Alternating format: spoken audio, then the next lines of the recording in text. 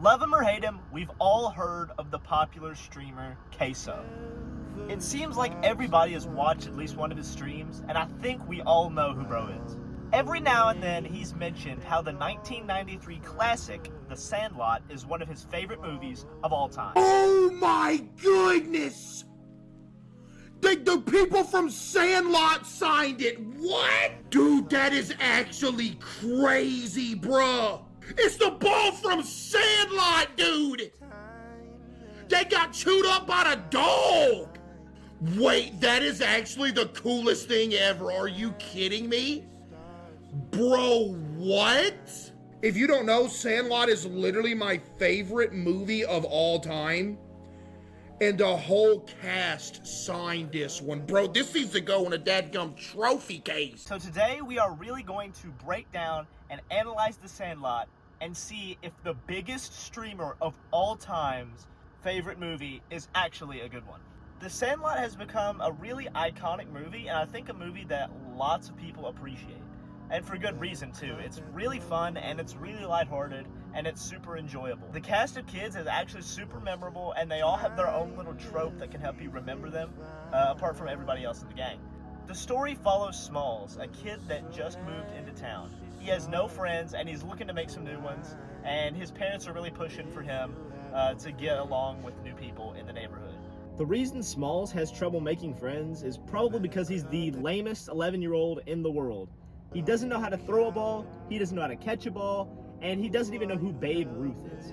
Benny is kind of the leader of the group, and Smalls goes to visit the Sandlot one day to see what they're doing, and they need a ninth player. So Benny kind of recruits Smalls into the group, and that's how they really meet. The rest of the movie kind of just follows their adventures in this one summer where they meet. So they hang out in their treehouse, and on the 4th of July, they play baseball under the fireworks, and there's that iconic scene, obviously, where they go to the pool and Squints pretends to drown so he can kiss the lifeguard. And it's really just a fun movie to watch these kids be kids, and this movie just unfold the way it does, where they become really good friends by the end of the story. The biggest part of the movie happens when Benny's playing baseball and they throw the ball and Benny hits it so hard that it completely comes undone and messes up the ball completely, and they need to find a new ball to play with.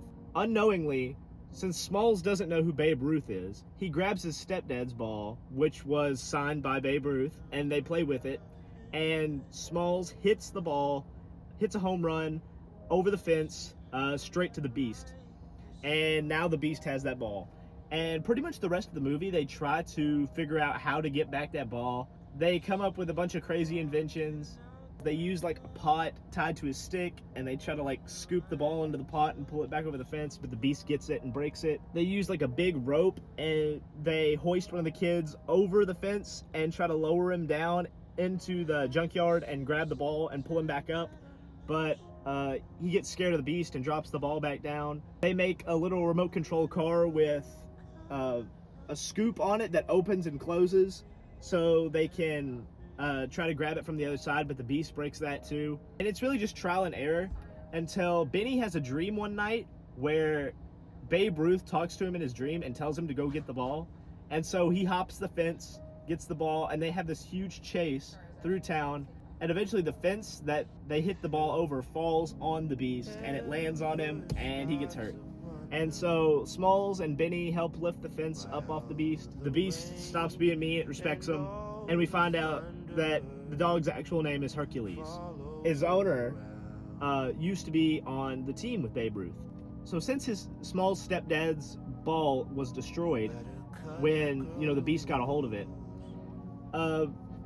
Hercules' owner, I can't remember his last name, Mr. Myrtle, I think, gives him a ball signed by Babe Ruth and the whole team in exchange for them coming back and talking to him about baseball every now and then, because he's kind of lonely. That's really the story of the movie. It's really honestly a wholesome movie and a really fun movie to watch. These kids be kids and them just like grow up and become friends. And it's really less of a movie about baseball and more of a movie about them together as a group of kids. The story is completely fine. It's one of the better sports